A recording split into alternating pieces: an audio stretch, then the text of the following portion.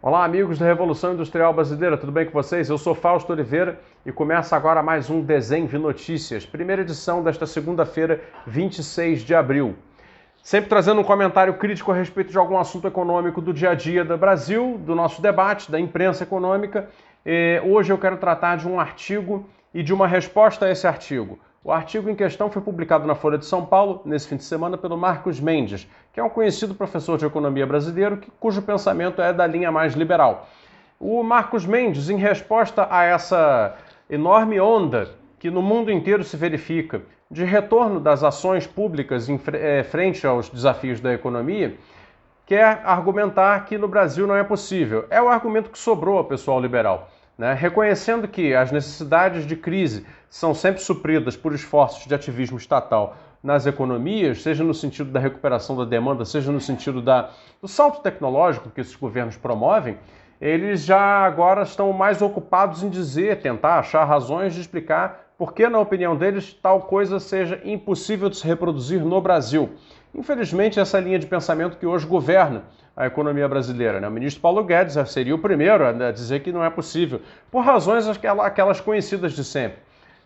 Pouco espaço fiscal, não há dinheiro, o dinheiro acabou, todo esse monte de balela que o pensamento econômico neoliberal faz parecer verdadeiro aqui para o Sul, né, para os países periféricos. E então, apesar de reconhecer que o ativismo estatal dos Estados Unidos é real, e o da China também é real, e o da Europa também é real, o professor Marcos Mendes vem então delineando lá esses argumentos que já são conhecidos para dizer que no Brasil isso não é possível. Tal como outros já vêm fazendo uma verdadeira blitzkrieg de resistência do neoliberalismo no Brasil, contra a entrada da verdade, da luz solar, né, nos mantendo nessa escuridão do fiscalismo, do obscurantismo econômico que nos mantém presos e atados sem que nós possamos resolver os nossos problemas. E então, o Luiz Felipe Gesteira, que é um grande amigo meu, economista do IPEA, escreveu no Twitter um fio, né, uma sequência de mensagens no Twitter, que depois virou um artigo aqui publicado no blog do Paulo Gala, em que ele rebate um dos principais argumentos, e rebate brilhantemente um dos principais argumentos do Marcos Mendes, porque o Marcos Mendes se centra no seguinte, ele diz, olha, o plano Biden já foi aplicado no Brasil e deu errado. Ele diz o seguinte, que o segundo PND, lá da ditadura militar, o plano movimentado na época do general Ernesto Geisel, né, ali por 75, 76, etc., foi um plano de investimentos públicos com base em investimentos externos, em dívida externa. Ele teria dado muito errado porque empobreceu o Brasil.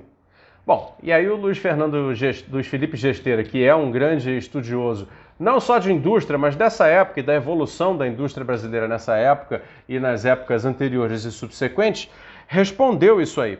Bom, ele fez um apanhado muito bacana de dados a partir da Madison Database, que é a maior base de dados econômicos que existe hoje aí, tá, de livre acesso, a mais confiável, e colocou isso em períodos na economia brasileira. Ele separa renda per capita do mundo, crescimento anual de renda per capita do mundo e do Brasil em determinados períodos que abrangem esse que o Marcos Mendes comenta e que o Marcos Mendes com facilidade diz que empobreceu o país. Muito bem, e o resultado que ele encontra é o seguinte, enquanto o mundo, na época do Plano de Ação Econômica do governo brasileiro, que foi o primeiro plano da ditadura militar, de caráter liberal ortodoxo, tá? Ainda no governo Castelo Branco, que depois foi abandonado, esse programa se chamava PAEG, tá? Enquanto o mundo, nesse período do PAEG, teve a sua renda per capita crescendo 2,19%, a do Brasil cresceu menos, cresceu 1,43%. Quando passamos ao período do chamado milagre econômico, já no governo, a partir do governo Costa e Silva, depois para o governo Emílio Garrastazu Médici, já num período de ativismo, nacional desenvolvimentismo assumido, explícito, né? A renda per capita do mundo cresce 3,5%, enquanto a do Brasil cresce 8,19% ao ano. E então temos o segundo PND, que sucede o período do milagre econômico com o programa de grandes obras em indústria pesada que o general Ernesto Geisel leva adiante. No segundo PND, o mundo tem sua renda per capita crescendo 2,01%, enquanto o Brasil tem a sua renda per capita ainda crescendo 4,44%. Compreenderam? E já aí ele pega, para fazer uma análise mais abrangente, ele pega o estudo do Antônio Barros de Castro e engloba todo o período, tá, que abarca do segundo PND, mais a crise da dívida dos anos 80, mais o período ortodoxo que vai de 1994 a 2006. Portanto, ele faz usa a base Madison para catar a renda per capita brasileira de segundo PND até o período de 2006, quando então nós temos uma dominância de política econômica bastante ortodoxa. E encontra o seguinte: 1,45% de crescimento para a renda per capita do mundo e 1,98% de crescimento para a renda per capita brasileira. Ou seja, com isso, o que acontece é, ele delineia muito facilmente, isolando fatores exógenos, por exemplo, demografia, etc., mas se concentrando em renda per capita para responder o argumento de que, né, o período nacional desenvolvimentista teria empobrecido o Brasil. Ele não só não empobreceu, como mesmo quando mistura, quando os dados são levados, carregados já para o período em que desindustrializamos, já para o período em que nos tornamos uma economia primária e a serviço do capital financeiro internacional, mesmo assim, ao longo de todo esse período, por causa dos efeitos anteriores, a renda per capita brasileira continua crescendo anualmente a um ritmo maior que a renda per capita do mundo em termos anuais. 1,45 para o mundo, 1,98 para o Brasil. Tá? Agora, ele também pega os dados relativos ao que ele chama de período da semi-ortodoxia, que vai desde aí do Pedro Malan, 1994, se eu não me engano foi aí que ele começa isso, 1994 até 2006, ou seja, o primeiro governo Fernando Henrique, na verdade, a eleição, governo Fernando Henrique, e em diante, até 2006. Então ele pega, já nesse período aparece a verdade. A renda per capita do mundo cresce 4,18% anualmente, e a do Brasil cresce apenas 2,85%. Ou seja, enquanto no período do milagre econômico o Brasil cresce a sua renda per capita 134% a mais do que a média global, e no período do PND, do segundo PND, o Brasil cresce a renda per capita 120% a mais do que no restante do mundo, na média, no período que ele chama de semi-ortodoxia, o Brasil tem 32% menos na média de crescimento da renda per capita do que o mundo.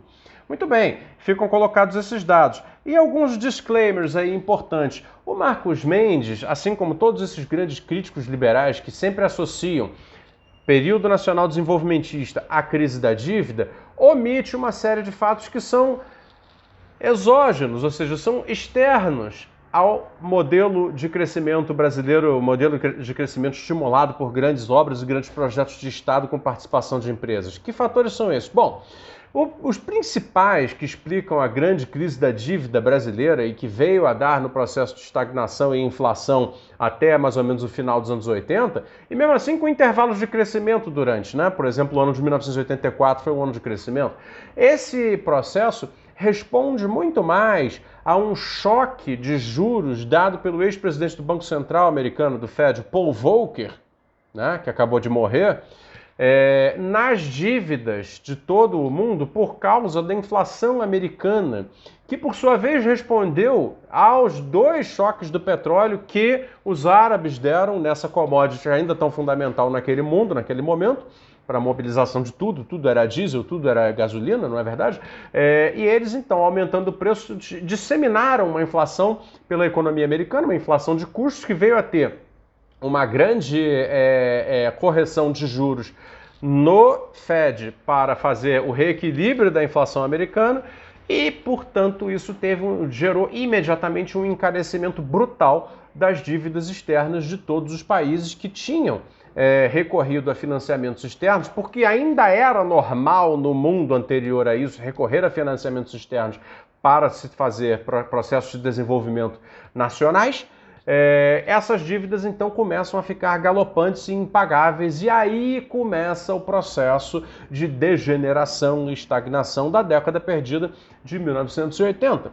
Bom, Não contar a história como um todo e simplesmente dizer que foi o excesso de gastos, que foi o excesso de ativismo estatal, que foi uma deturpação dos fundamentos macroeconômicos através do período nacional desenvolvimentista que veio a gerar esse custo que veio a ser pago pela geração futura, na qual eu mesmo me incluo, é uma forma de contar metade da história.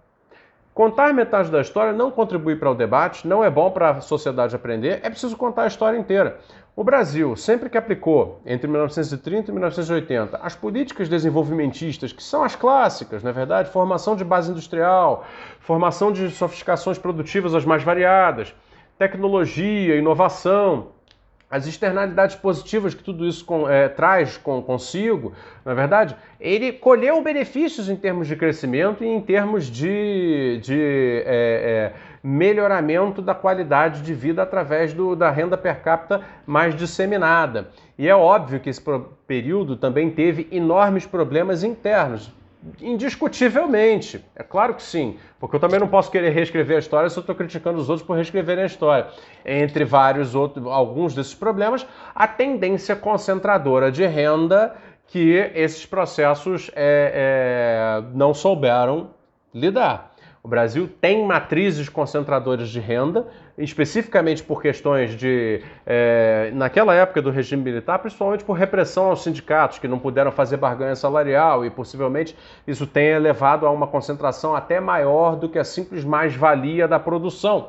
Mas o fato é o seguinte, o período nacional desenvolvimentista, visto como um todo, sim, traz para a sociedade brasileira mais benefícios do que prejuízos. E não, ele não é responsável único e exclusivo pela crise da dívida que veio depois. E pior, visto com os dados em escala maior no tempo, você percebe claramente como o período de ortodoxia que começa em 1994 é mais responsável pela queda na renda per capita brasileira do que qualquer coisa que tenha vindo antes. Então onde está o problema?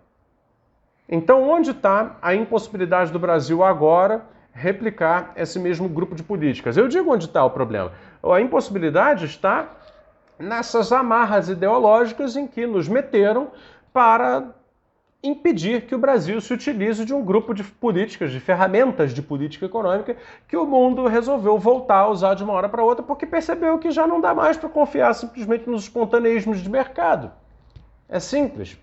Tá bom? Então fica por aqui, o comentário é curto mesmo, mas eu acho que deu para dar uma boa visão. Eu vou deixar o link do texto dele aqui embaixo para vocês e agradeço a sua audiência mais uma vez. Peço a você que assine o canal, dê o like no vídeo, se gostar, compartilhe e faça uma propaganda do Clube da Revolução Industrial Brasileira. Você vai saber como se beneficiar de grandes contatos e grandes informações sobre indústria e desenvolvimento aqui na descrição desse vídeo, no link do Apoia-se.